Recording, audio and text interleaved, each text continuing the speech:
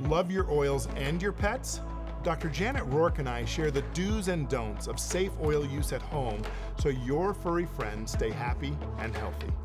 You know, many of our listeners use essential oils in their home and then they wonder, oh, is it safe for my pets?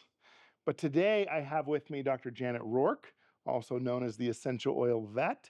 And it's amazing. We love the information she shares with us. She's here to tell us about some practical guidelines for use with pets and their oils and if they're safe. As you know, Janet, we have lots of pets at our home. We have a fish tank, we have a lizard, we have a snake, we have 3 dogs, chickens, all sorts of things running around our home. Yeah, we have an aviary, right? And so when using essential oils in a home that has pets, what's the number one thing that you really want them to know? I think the number one thing that families need to know when it comes to using essential oils with animals, with pets, is that you absolutely can use them with animals, with pets, as long as you follow a few guidelines, use them correctly, and use some common sense.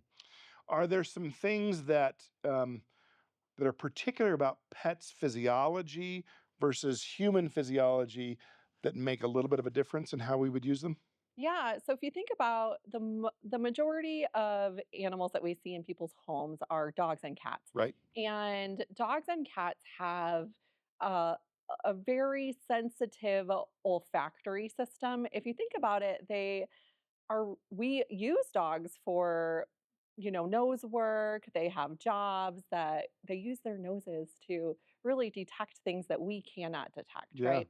And so when it comes to their olfactory system, dogs and cats have millions more olfactory receptors than humans.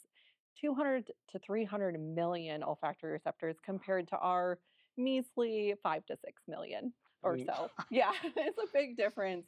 And so we just really want to make sure that when we're using essential oils in the home, we're factoring that in. And when we're diffusing, we make sure that we're following some guidelines as far as safe diffusion, 3 to 4 drops in your diffuser, making sure the room door is open so they can leave if they want to, and making sure the diffuser is in an area where if your cat jumps up on the counter, they don't knock it over or drink out of it. Just some common sense things like that are going to be really beneficial for the people at home.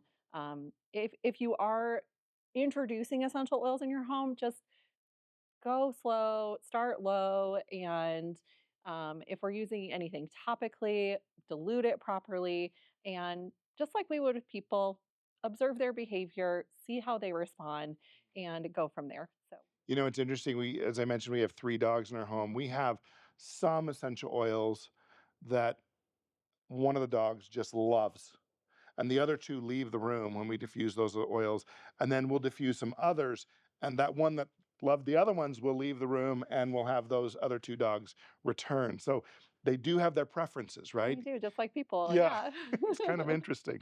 So let's talk about some foundational oils that are safe. You know, we have 13 foundational oils.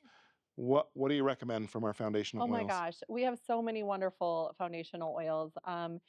One of my favorites is actually Digesten. We Mhm. can use Digesten diluted topically with our animals to help with things like, I don't know if you've ever been watching TV with your spouse and then the dog passes a little gas. Yes, everyone in the room knows that that has Or happened. maybe it's your spouse and you're blaming the dog. I don't know, Something. but but I would say that Digestion can really help with that Yeah. topically to make it just a more enjoyable experience for everyone. So you would use that just like you would on a person, some on the hand, little fraction of coconut oil, and then rub Rub the belly. on Yep, the abdomen, just on the which they belly. love anyway, They do. Most right? of them do. Okay. Yeah. Yeah. And then copaiba is another favorite that you can use diffused or topically to help support the skin and have nice, healthy joints for as long as possible. Same thing with frankincense.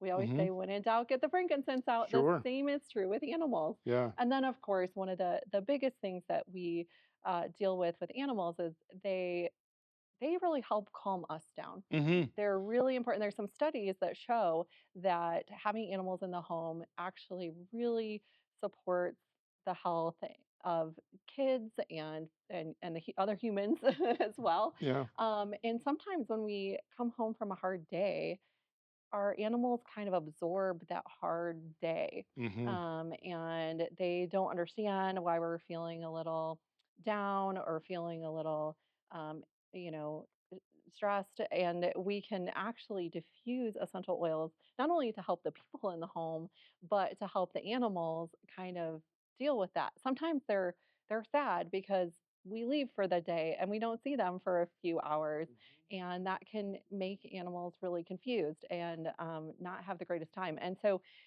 when we diffuse things like lavender, that can help calm them down. We can diffuse while we're away, and they can have a wonderful experience. And I have a couple of clients that have like the little video cameras on at home, and when they don't turn on their diffuser, their animals will pace by the door. But when they put the diffuser on with the lavender in and they leave, they turn on the video and the dog is sleeping on the couch just like if they were home. So it's a really wonderful thing to add in. That's great. You know, we've talked before. We at one point we had 12 German Shepherd puppies at our Oh my home, gosh.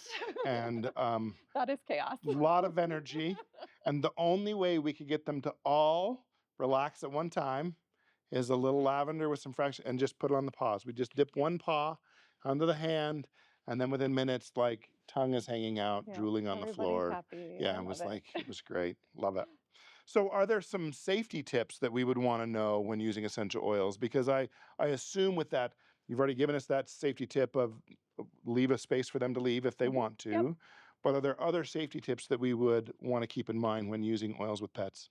Yeah, so I think the biggest safety tip when it comes to using essential oils with animals in general is you have got to use CPTG oils, Mm-hmm. because there Right. are a lot of adulterated essential oils on the market. And so I cannot stress that enough, that please, when we're talking about this stuff, like make sure you're using doTERRA oils. The other one is that animals metabolize things just a little bit differently than we do. And so there are some essential oils that you do want to stay away from. Tea tree, Mm-hmm. wintergreen, and birch are Mm-hmm. those ones. And then, of course, we have some oils that we consider hot oils, things like cassia, cinnamon, clove, things like that. They're not harmful to animals, so I don't wanna say that, but they we wanna use a little more caution. Like, we wouldn't wanna use oregano undiluted on a cat, for Mm-hmm. example. I Mm-hmm. mean, it's just gonna irritate their skin pretty significantly. So, we want to keep in mind those just, like, practical, common sense things. They're very, very strong, and so if you're using them topically, dilute properly before using them topically. When you're diffusing, don't diffuse 20 drops at a time. Stick to a more modest amount and observe their behavior. So I always like to invite the animals into the conversation. Mm-hmm. And the way animals communicate with us is through their body language, through their behavior. And so if we're paying attention, and like you were paying attention with your dogs, one left the room when we were diffusing that one. Yeah. So make a mental note and say, okay, this particular animal doesn't like it when we diffuse that one. And maybe find one that everybody likes when we're all going to be in the living room watching TV, for example. So having them be a part of the conversation is really important from a safety perspective. Also, you mentioned your birds, Yeah. and birds are a little more sensitive as well. They have a large respiratory tract compared to mammals of the same size because of their air sacules. And when it comes to chickens, they're a little tougher. But when we talk about our pet birds, like our parrots, parakeets, canaries, things like that, they are a little more sensitive to aromatics. And so when we're talking about those guys, let's just stick to diffusing. You might want to actually diffuse less oils, even than our dogs and cats.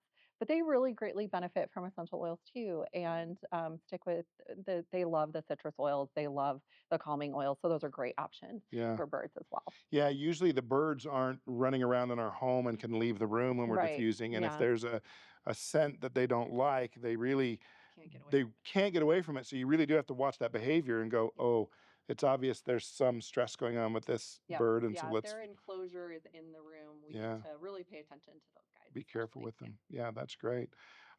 Janet, I really appreciate this.